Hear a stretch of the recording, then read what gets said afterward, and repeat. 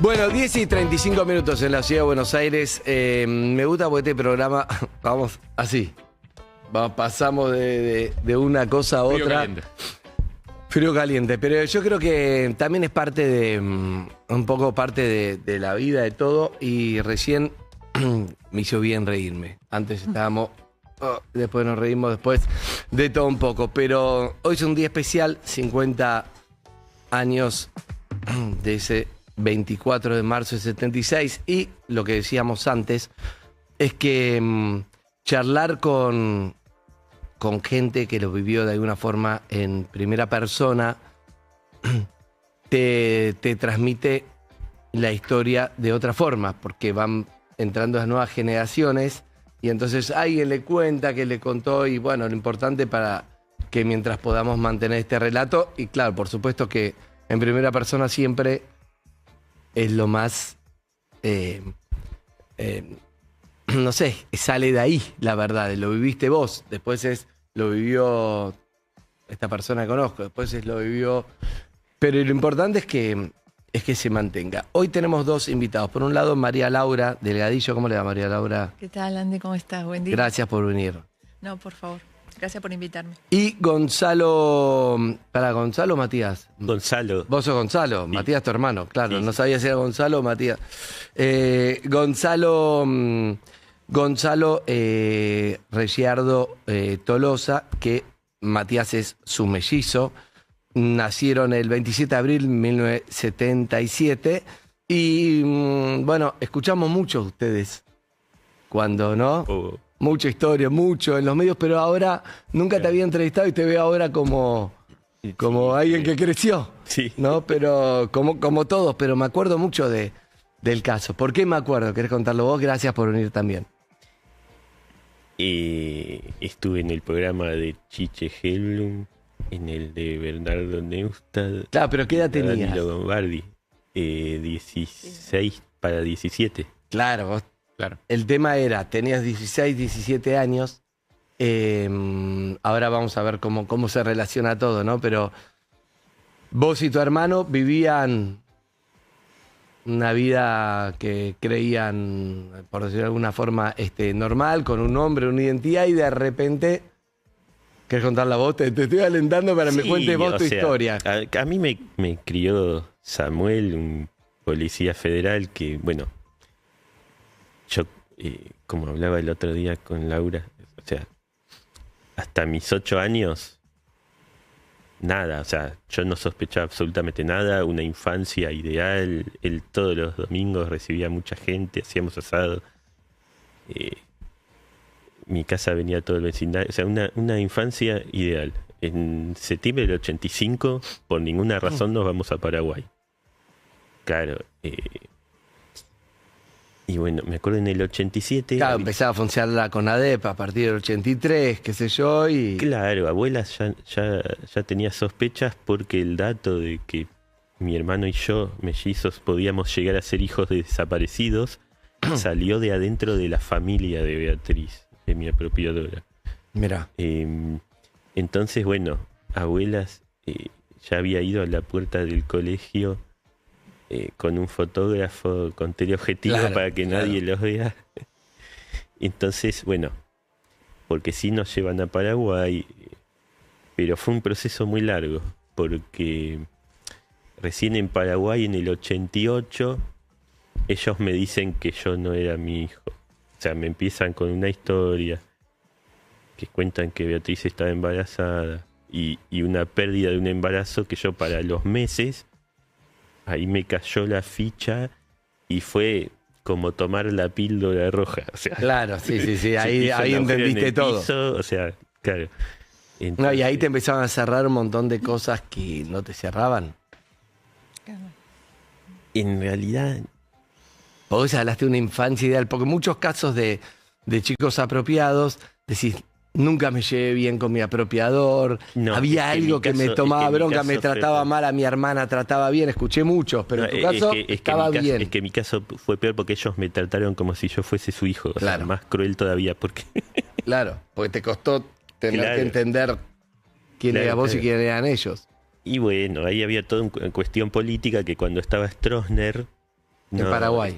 Nuestros expedientes estaban encajonados.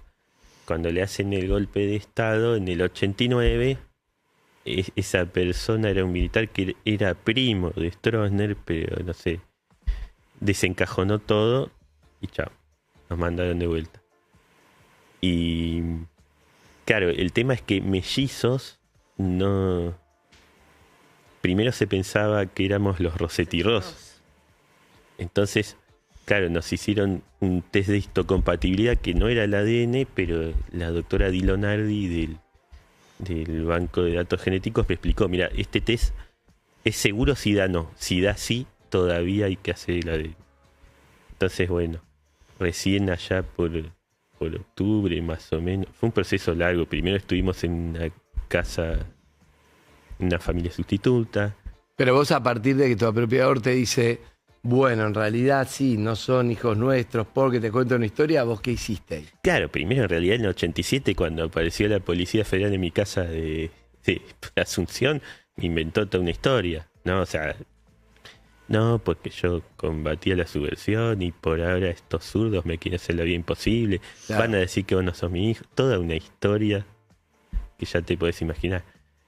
Y no, después, o sea, sí, dijo, no sos mi hijo, pero nunca jamás quienes podíamos llegar a ser hijos de. Claro. ¿No es cierto? Y ahí viene toda la historia compleja que compartimos con Laura, porque en realidad mis viejos habían militado en la Juventud Universitaria Peronista y en Montoneros, pero ellos habían hecho como un exilio interno.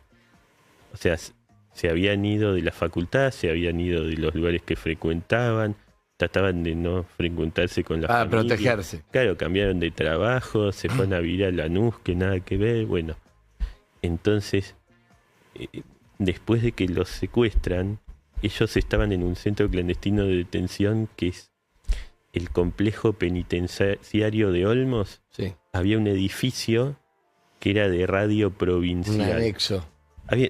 Había un edificio en el medio del complejo que era de radio provincia. Bueno, eso lo transformaron en un centro clandestino de detención.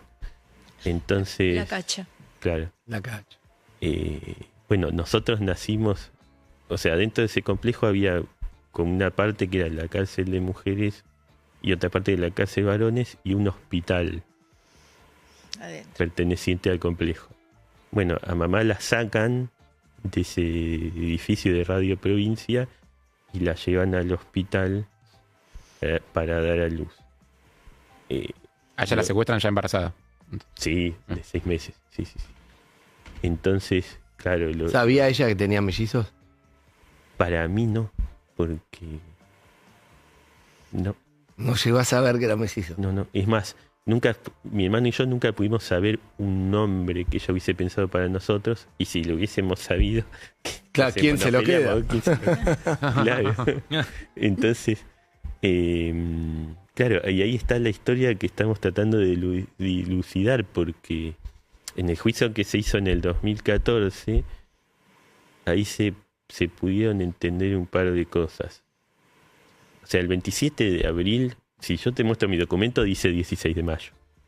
No lo voy a arreglar porque... Ya fue. Es un lío. ¿Pero tu cumpleaños cuándo es? No, yo lo festejo el 27. Si voy a un restaurante, puedo sacar el DNI y es 16. Claro, lo festejás 2 veces. Claro. ¿Y eso lo sabes a partir de los testimonios del juicio? Claro. Eso se dilucidó a partir de lo que testificaron médicos del hospital. Okay. Lo que pasa que hay muchos días, o sea, mi hermano y yo... Vos nacés ahí, que ahora vamos a ver cómo se relaciona con María Laura. Vos nacés ahí con tu hermano y se lo entregan a tu apropiador. Claro, a Samuel, que es lo que no entendemos cómo se hizo de nosotros, porque él era policía federal. Bueno, está bien. Él era parte del sistema represivo del circuito atlético Banco Olimpo. El famoso el Olimpo, Olimpo, claro. Entonces, lo que no entendemos es cómo él termina con 2 bebés que estaban en la cacha. Bueno, no lo entendemos. Yo tengo mis propias conjeturas. yo tenía mi padrino de bautismo, era militar. Yo cuando era chico a veces nos venía a buscar, nos sacaba a pasear, cantaba canciones de los paracaidistas. Era un tipo, bueno. Entonces, claro, en la parte de instrucción de la causa, yo hablando con la fiscal, me dice, ¿quién es tu padrino de bautismo? No, pero nada que ver, Ricardo Fernández. Y saca, ¿quién este? Y saca un expediente. Terrible. Sí. Este tipo, que es tu padrino de bautismo, era quien entrenó al personal civil de inteligencia, que eran los guardiacárceles del Centro Clandestino de Detención. Claro, entonces ahí se relaciona. Entonces, claro, si Samuel lo puso a él como tu padrino de bautismo, que te aclaro, el padrino de bautismo de mi hermano es otra persona. Ah, mira. Es posible que lo haya hecho como un agradecimiento a que él haya sido el entregador. Claro. Y ahí sí me cerraron muchísimas cosas. Bien. La primera cosa que me cerró es que cuando volvimos de Paraguay, esta persona, Ricardo, no nos quería ver, pero nos veía en la calle. Un día caminábamos con Beatriz por la calle, lo cruzamos, y el tipo poco menos que se esconde. Y era tu padrino nuevo, Claro, que no antes nos te quería llevaba ver, a claro, pasear, no nos claro. quería ver en Claro. ningún lado porque... Y esa persona, durante el gobierno de Carlos Saúl Menem, en un momento llegó a ocupar el cargo de director del Registro Nacional de las Personas. No, Sí, no, sí. tremendo. Que hay una anécdota que se le acuerda mejor mi hermano, que es que cuando... ¿Quién mejor para que no haya registro nacional de nadie? La jueza Servini de Cubría, que fue quien nos arregló los documentos, nos llevó ella con su coche oficial, todos escritos, al Registro Nacional de las Personas, y un juez civil, y le ordenó, bueno, arreglarle, él nos tuvo que arreglar los documentos. Claro, tremendo, que era tu padrino. Antes de pasar a cómo se unen las historias, está bueno conocerte para ver cómo haces para que vos tenés un afecto depositado en alguien que decís, vos y tu hermano, ¿no? Que creo que está por ahí, por Zoom, porque ¿dónde vive tu hermano? Mi hermano se fue a vivir a Italia, a Vicari, un Chau. pueblo de la Puglia, Se fue a la en mierda. medio de la tu hermano. montaña, sí. Bien. Bueno, pero está por Zoom. Sí, Está por Zoom, así que ahora lo vamos a salvar. Lo que te digo es esto. Vos decís, tengo un afecto que acumulo hasta, no sé, 15 años, todo. El afecto que conozco. Estos son mis padres, los quiero mucho, con mis padres, con las cosas buenas, más, no sé qué. Y de repente es como, hay algo que no lo voy a poder entender. Solamente lo puede entender alguien que le pasó, que no solamente no somos padres y me mintieron, sino que tienen que ver o se aprovecharon de el asesinato de mis padres. Y es como muy difícil porque vos tenés que pasarlo por la cabeza, pero hay una parte de un afecto que vos tenías, que era genuino de tu crianza. Y hay algo de afecto que ellos le dieron a él también. Por es eso lo- digo, pero tenés que traducir todo eso en, no, ahora tengo que traducir que esto está como todo mal y debe ser muy difícil. Ahí lo estamos viendo a Matías. Buen día, Matías, acá Andy, estás escuchando ahí, estás muy tecnológico con ese streamer, fondo, Matías. sí. sí, tiene todo el rig, sí. Pero se mutea No se para... escucha. No te mutees, Matías, con todo ese con esa silla no te puedes mutear para hablar. Ahí Venía está. muy bien. A ver, ¿se escucha? No. Bueno, ya lo vamos a arreglar, ahí lo arreglamos, Ahí lo lo resolvemos. arreglamos interno. ¿Me entendés, Gonza? Digo, es imposible eso. ¿Cómo se hace eso? Imagino que te llevan muchos años.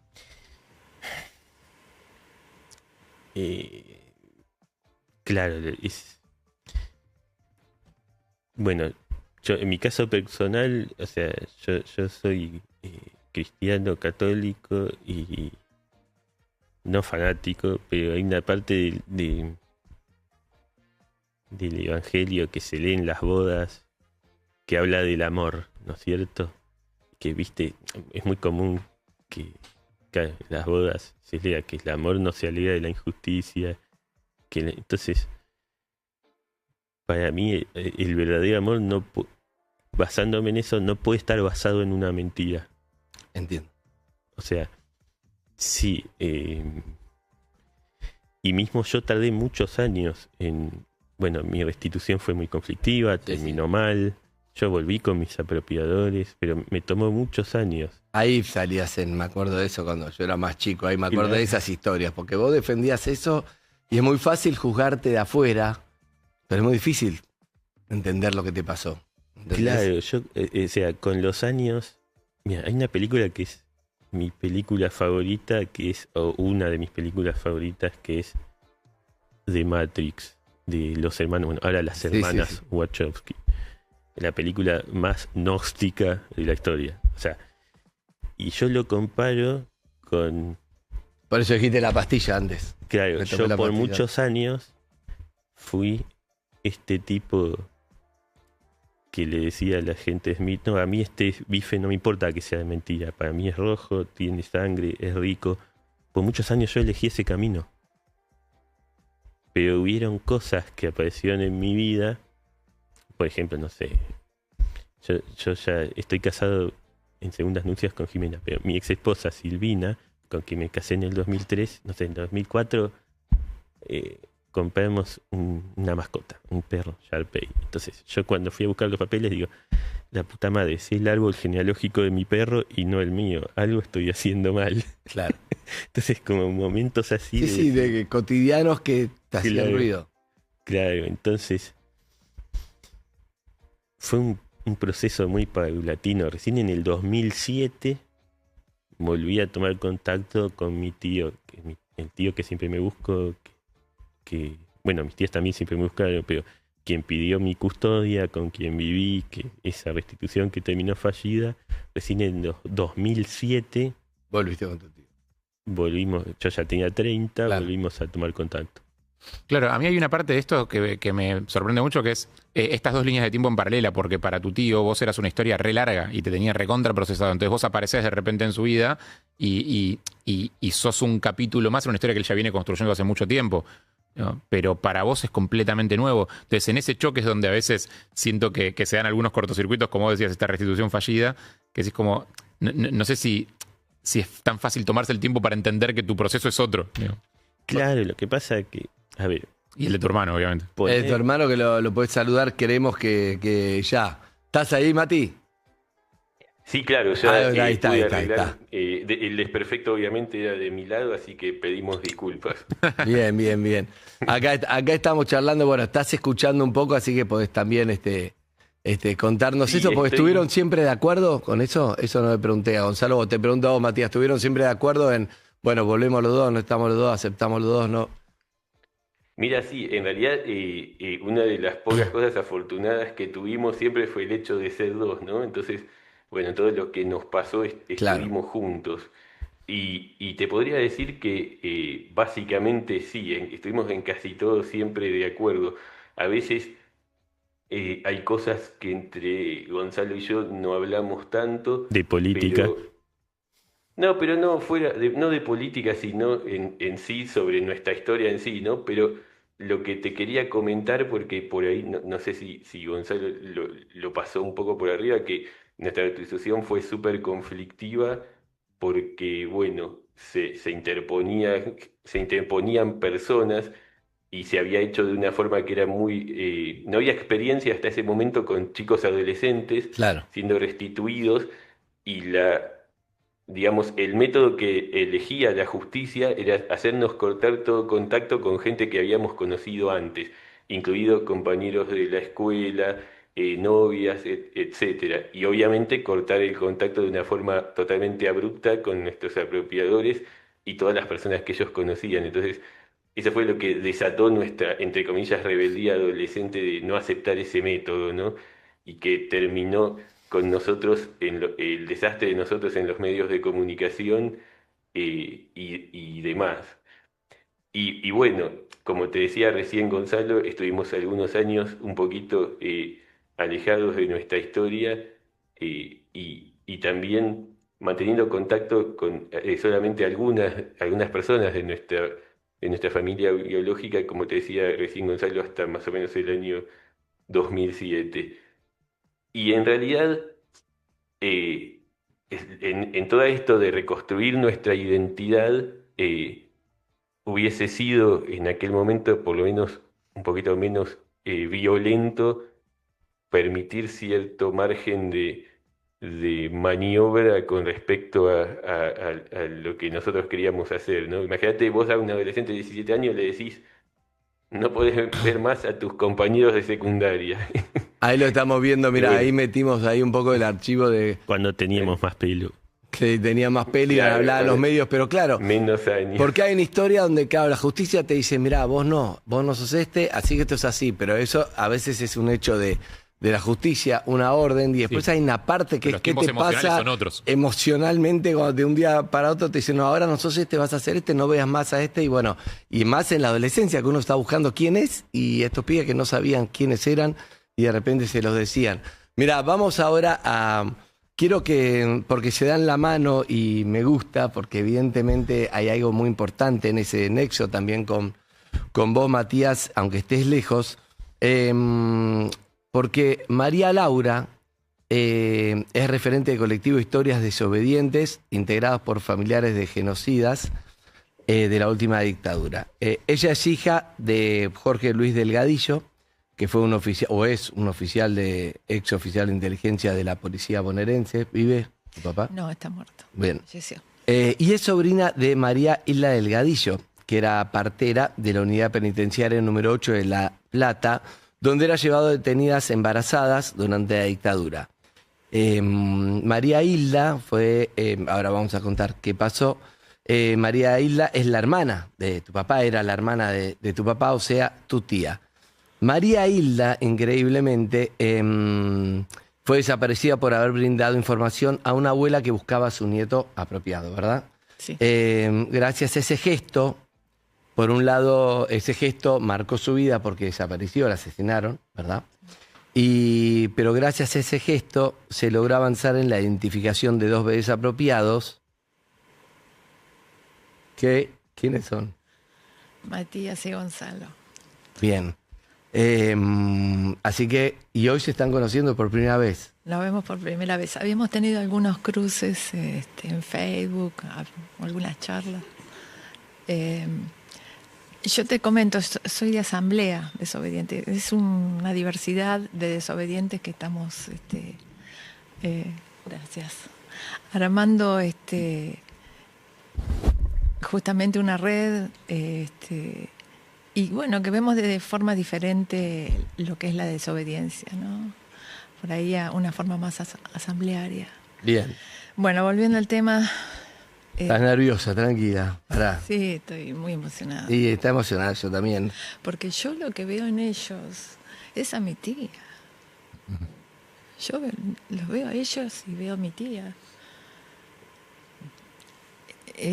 Es muy fuerte enfrentar a aquellos que uno sabe que participaron en esas situaciones, como fue mi padre, y después saber que tu tía desapareció, que no se hablaba. En mi casa no se hablaba de eso. Qué loco, tu padre y tu tía, dos hermanos, que tu padre, bueno, ya nos contarás tu recuerdo, qué implicancia, lo que vos quieras contarme, pero tu tía que dijo, no está bien esto, ¿no? Y se la jugó y bueno, y pagó, pero también ayudó a esto. Sí. O sea, yo lo que sé con respecto a cómo fue el lazo de mi tía con las abuelas, lo sé por una entrevista que yo tuve con Chicha Mariani. Ujú. Y me voy a retrotraer a un episodio de mi vida familiar. Un día mi padre apareció con un montón de artículos, libros, ropa, un cuadro, un reloj, una cajita de música y una caja que traía un juego de química. ¿Vos qué edad tenías? 16. Ujú. Ya era época de la dictadura. Y yo, mis padres tuvieron una discusión muy grande, nosotros no participábamos de eso, ¿no? Pero No. la escuchabas. Sí, a los gritos. Mi mamá, cuando salió, nos dijo, no quiero que toquen nada de eso. Bueno, se hace lo que yo dice. Y mi mamá con el tiempo, bueno, tuvo problemas con el alcohol.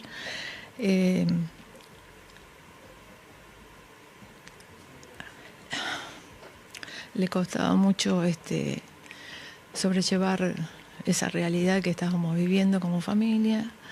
Y bueno, quemó un montón de esas cosas y yo rescaté de esas cosas ese jueguito de química. Perdón, son cosas que traía él de un operativo.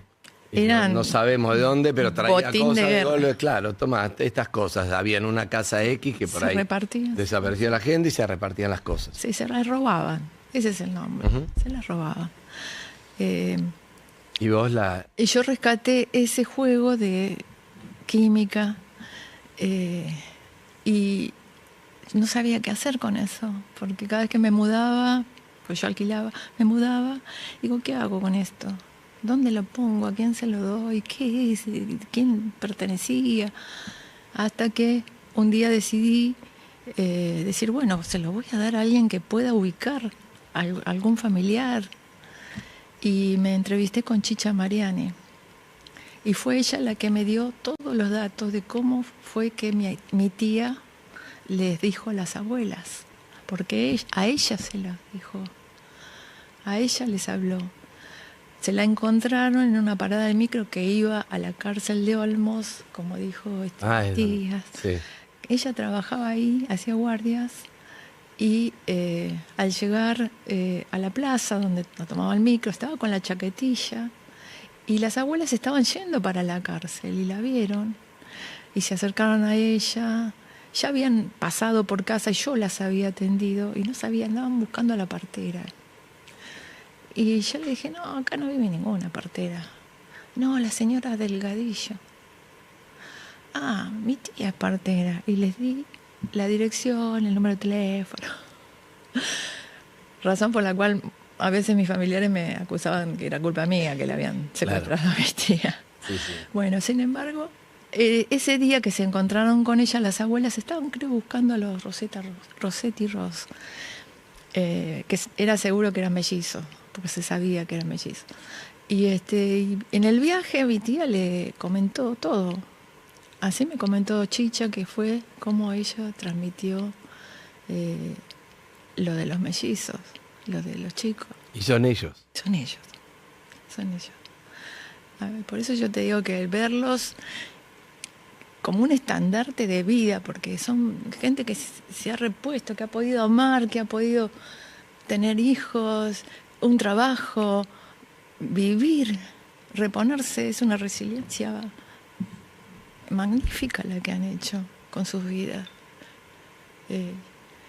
Fantástico lo que hicieron. Yo, a mí también me llevó muchos años. ¿Cómo, claro, no te pregunté a vos cómo aceptaste el trabajo de tu papá? Que además es tu papá biológico, tu papá. Sí. No, fue tremendo, o sea, caer de un balde de agua fría cuando desapareció, secuestraron de su casa a las 2 de la mañana, ver la angustia de mis abuelos. ¿A quién era tu tía? A mi tía, sí. Y a su pareja, César San Emeterio. A los dos se los llevaron. ¿Y vos cuándo te enteraste de lo que hacía tu papá? O sea, yo sabía que mi viejo era policía, pero como él iba de traje, yo digo, bueno, debe trabajar en una oficina, porque él no hablaba de su trabajo. Claro. Además, no era un padre presente. Lo más que lo veíamos eran los fines de semana, los domingos especialmente, porque mi mamá estaba de guardia en el hospital de niños. Y esos días se quedaban con nosotras y era como terrible estar con él porque no sabía tratar chicos, no tenía ni idea. Y era violento. Claro. Y tu mamá, claro, y tu mamá que también lo debe haber sufrido un montón. Sí, la verdad que sí. Sí. Con nosotros era una persona que, bueno, con la disciplina era el castigo. Sí, sí, sí. ¿Qué te pasó cuando la conociste? Hoy se vieron, bueno, No, venían hablando, pero sí, te vi que le agarrás la mano, debe ser también vos y a tu hermano que está lejos, pero está ahí. No, bueno.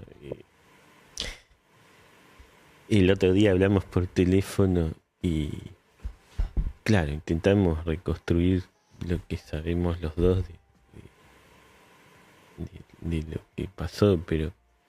O sea, ella le dio el teléfono a las abuelas que estaban buscando a la partera. tía, que era la partera. El teléfono se la cruzaron, pudo explicar la historia de la partera, que fue la que habló para que se sepa lo que ustedes... O sea, están muy relacionados. Las abuelas que estaban buscando otro par de mellizos. Y Exacto. terminaron encontrándolos a ellos. Sí. Sí. Claro, y se da la casualidad que los mellizos se iban a llamar Martín y Gustavo. Gustavo. O sea, A los otros coinciden mellizos. las Mismas iniciales. Sí, Claro. sí, sí. Sí. Y... No, bueno, no sé, o sea, la primera vez que hablamos por teléfono nos emocionamos mucho porque, claro, seguimos indagando por los detalles que nos faltan. Muchas Porque, piezas, sí. como te decía, pasaron del 27 de abril al 16 de mayo, Claro. que mi hermano y yo nacimos prematuros. Yo nací con 900 gramos. Todos esos días, ¿en dónde estuvimos? Claro, te gustaría saber más de Sí. tu historia. ¿Qué dice? Lo que descubrí es que sí había incubadoras. Sí había. Claro, En- que antes no sabía. Sí, que antes no sabíamos. Matías, estás ahí escuchando, pero claro, es tu historia también, entonces que estés por Zoom no te quiero sacar de la charla. No, claro, estoy escuchando atentamente porque, bueno, para mí todo lo que sea el contacto con ella también es nuevo y bueno, ya más tarde en algún momento tomaré la conversación con Gonzalo para que me ponga al tanto de lo que está hablando con ella, ¿verdad? Sí. ¿Y el juego de química dónde fue a parar? Bueno, esa es otra historia.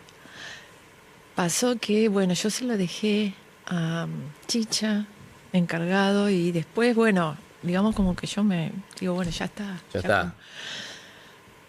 Espero que esto llegue a las manos que tienen que llegar. Y sucedió que en La Plata hubo una inundación, en el 2013, Sí. desastrosa, Desastroso. que arrasó la casa de Chicha. Y todos los papeles, un montón de archivos que ella tenía, entre ellos, bueno, el microscopio, se perdió. Claro. Las chicas tiraron todo porque estaba todo Y sí. imposible de rescatar. Y en el 2017, cuando el movimiento empezó, el movimiento desobediente empezó, lo que hice fue inmediatamente comunicarme con la gente, que Chicha ya había fallecido, con la gente de Chicha y preguntarle qué pasó con el microscopio, que yo quería ver si podía ponerlo en alguna causa o llevárselo a algún juez. Y me dijeron eso, que se perdió en la inundación. Obviamente era una reparación emocional que querías vos, porque no era tanto la importancia del juego, sino lo que significaba Sí. un botín de guerra, como se decía, algunas cosas, ¿no? De eso. Sí, Harry. A mí siempre me intriga algo y quizás me puedes ayudar a dilucidarlo un poco, que es hasta dónde llega el compromiso de, en este caso, los represores con su causa. La persona que desapareció es la hermana de tu viejo.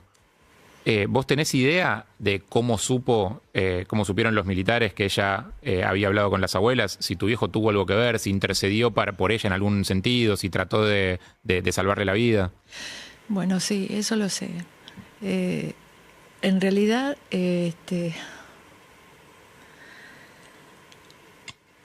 espera un segundo. Tranquila. Perdón, me metí en el tema, pero No, sí. te doy un toque para que respires si querés. Voy a esta cosa de cuando se mezcla lo familiar con valores que no entiendo si tienen que ver con la obediencia o con verdadera convicción de su parte. ¿Sí? No, el tema fue el siguiente. Cuando la vieron con las abuelas, a mi tía, su compañero, porque Acuña era de servicio penitenciario. El servicio penitenciario había participado en la cacha también. Entonces la vieron y le dijeron, a sus otros compañeros que la apreciaban, le dijeron, mirá, sos boleta, andate porque te vieron con la vieja. Y ella se estaba por ir del país, estaba preparando para irse, y fue cuando la secuestraron. No estoy segura, pero creo que ella había pedido un salvoconducto a Monseñor Plaza, que podría haber sido la razón por la cual se enteraron que ella se estaba por ir. Claro. Pero no sabes si tu viejo sabía o no. O creo que estaba en inteligencia. Creo que a mi viejo le cayó como una... Porque él interpuso un habeas corpus por la hermana. Razón por la cual nosotros estuvimos después amenazados por sus propios compañeros.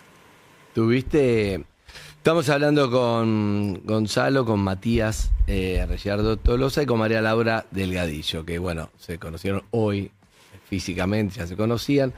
Les quiero preguntar para ir cerrando, porque tampoco creo que están buenas las historias cuando se cuentan, ni tampoco quiero que se vayan mal, ni mucho menos, pero para saber, vos, por ejemplo, le quiero preguntar a Gonza si vos, ¿qué volvieron a ver a Beatriz y a... Sí, y a tu apropiador después? ¿No lo vieron más? ¿Yo le di alguna explicación? ¿Llegó a decirte algo? Yo seguí en contacto con ellos hasta el día que se murieron.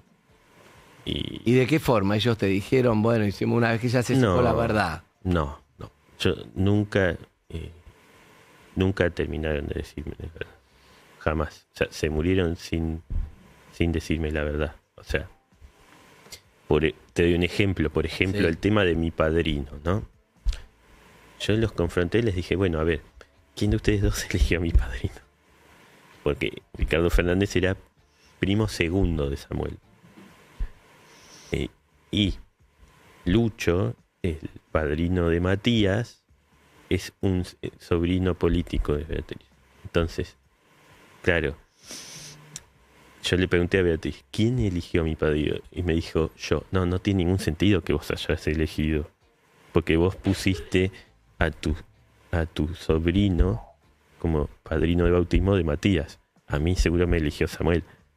Ya, es una mentira que se cae en 3 minutos. Sí. Y no, yo la conexión que siento con los hijos de los represores es que hasta a veces los admiro muchísimo, porque ellos, siendo hijos biológicos, algunos, yo siento que los interpelaron muchísimo más que yo, quizás. Y ellos, siendo hijos biológicos, no siendo habido robados, entonces, no, Samuel se murió jurándome que era toda la teoría de la conspiración más absurda de la historia, o sea, cuando era absurdo, porque él mismo me admitió, no, yo estuve en la lucha contra la subversión. Bueno, si vos estuviste en la lucha contra la subversión, el modus operandi era este. Claro. No me podés decir que no estuviste. Y bueno. Ya. Tu hermano quiere preguntar algo. No, quería hacer una pequeña acotación con respecto a esto que estaba contando Gonzalo, que hay un pequeño detalle que en aquel momento, cuando fue el juicio en 2014, nosotros recordamos de Samuel, que también termina de atar estos cabos, ¿no? Estando en Paraguay, nosotros recordamos claramente que él se acordaba de su primo y lo insultaba, ¿no? Y le exigía presencia, como diciendo mal y pronto, ¿dónde está este tipo que me metió en este quilombo? Que se haga cargo. No sé si me explico. Y además la presencia de él, de Fernández, en Paraguay también. Entonces, como si el tipo no tenía, si él no sabía o el tipo no tenía ninguna responsabilidad, ¿por qué Samuel lo insultaba a él?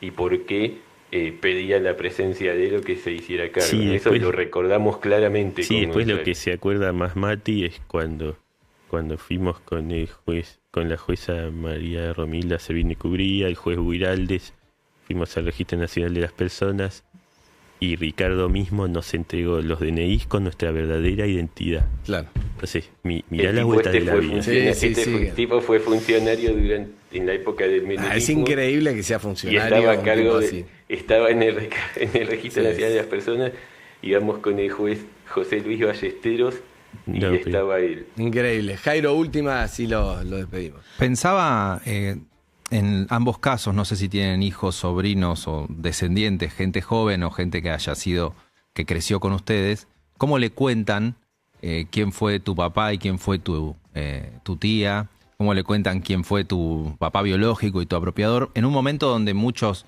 jóvenes que nos pueden estar escuchando escuchan de golpe frases como memoria completa o como relatos muy sesgados o gruesos de la historia. Todo lo complejo que es el proceso que hicieron ustedes para encontrar la verdad me hace preguntarles cómo cuentan a su familia y a los jóvenes que nos pueden escuchar quién fue mi papá biológico, quién fue mi tía, quién fue mi apropiador, quién fue mi papá biológico. Bueno, mira, o sea, yo a mi hija que tiene 16, está por cumplir 17, fui contando muy de a poco, digamos. Ella prácticamente tuvo muy poco contacto con mis apropiadores.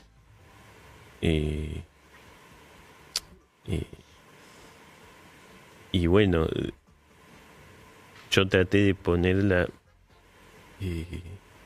al día en mi propio proceso, porque Claro, vos tenés que ponerte al día vos. claro, porque yo estoy haciendo mi luto por la pérdida de mis padres, pero para poder hacer ese luto tengo que reconstruir la imagen de ellos, y esa reconstrucción es como un rompecabezas en el que voy juntando pieza por pieza.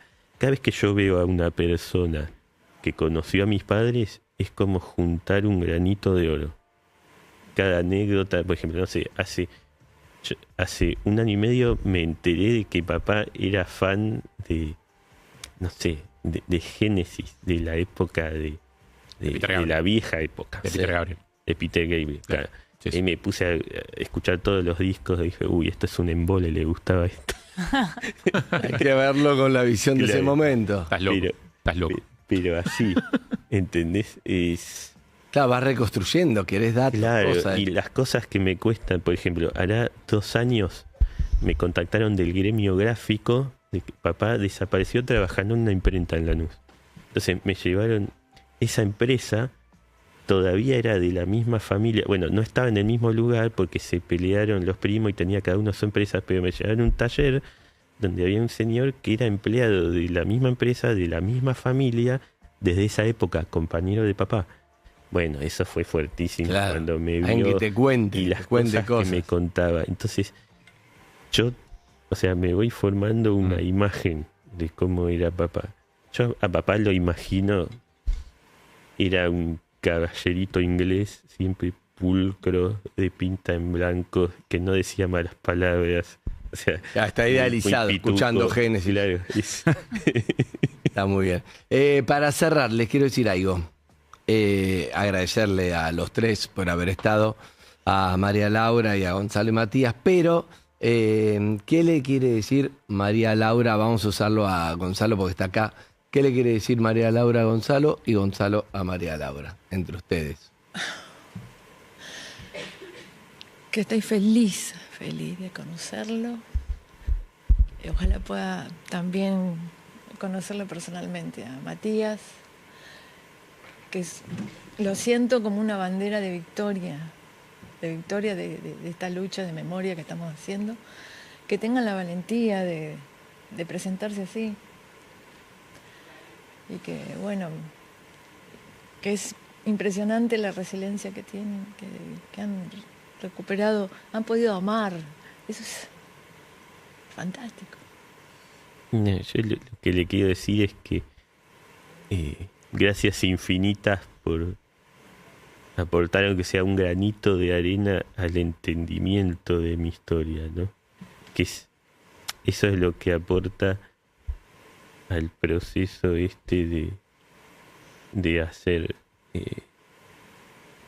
de conocer la imagen de quiénes fueron mis padres y el luto que sigue. O sea, y bueno, ayudarnos a sanar espiritualmente, porque claro,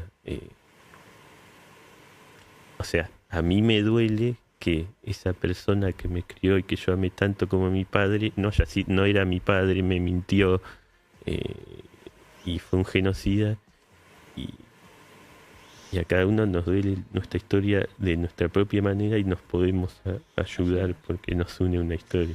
Totalmente. Es sanador el encuentro. Y, Quería ahí... mostrarle la foto de mi... Ah, de tu tía. Bien, buenísimo. La partera. Cara de buena. Era una salteña hermosa. Déjala ahí para que la veamos. Y te quería decir, claro, para entender algo que me van cayendo fichas, le digo también a Matías, hay algo que es claro, lo de Génesis no es menor, porque vos no conociste a tu papá. No. Entonces vos Y desarrollaste un afecto por me alguien que te enteré mintió y tu papá no sabes nada, entonces cualquier dato. Le gustaba Génesis. Me enteré que era de River. A mí me hizo... Yo soy de San Lorenzo por culpa de José Ahmed, el secuestrador de Mauricio Macri. Por Mirá. culpa de ese tipo yo soy de San Lorenzo. Ya me enteré que papá era de River. No me voy a cambiar de club. Pero estás a tiempo. Claro, pero No, dice es que- como la película de Franchella, y en mi sentido es literal, porque yo cambié hasta de nombre. Pero Pasión. Claro, Claro, es claro. increíble. Sí. La verdad que es increíble. Gracias por haber venido. Gracias también a Matías desde Italia. ¿Querés decir algo? Porque tampoco te quiero pobre, estás mirando ahí. No, Cerrá vos, para- Matías, con algo. Para mí fue una gran experiencia. Quiero sumarme a un poco a lo que dijo Gonzalo, esto de seguir reconstruyendo esa imagen de mis padres de a pedacitos, es algo que venimos haciendo hace muchos años, y una persona como ella es absolutamente fundamental, y que siempre yo a lo largo de mi vida pensé en las implicancias de esos pocos minutos u horas que pude compartir con mi madre hasta el momento de la separación, ¿no? Es como que uno piensa, más allá de que un bebé recién nacido no tiene una conciencia, cómo eso lo ha marcado desde haber estado en la panza de ella y los primeros minutos que pude compartir con ella. Y con respecto a lo que habían dicho antes, bueno, yo le he transmitido a mi hijo lo que sé de mi historia. Ay, se cortó. Ahí se cortó. Ahí está. Bueno, se cortó ahí, pero que le transmitió al hijo. Gracias a los dos por venir este día. Sabés con qué tema vamos a terminar. Lo sabés. no tengo idea. Los pensá. ¿Con qué banda? No va a ser, no lo voy a hacer. Claro, no lo voy a hacer de la época de Peter Gabriel, porque no, vamos Porque a hacer está la difícil, época, sí, claro. claro. Esa es muy melódico, son temas eternos, pero Perdona a de tu la- viejo, donde quiera que nos esté mirando, pero va a ser Phil vamos Collins. a hacer de la época de Phil Collins, ¿te parece bien? Sí. Land of Confusion, Buenísimo. Confusion, amigos y amigas. Este es un temazo de otra época, pero bueno, se entiende el homenaje. En la vida hay que aprender a negociar. Gracias. Y gracias a vos también. Gracias. Gracias a usted por invitarme.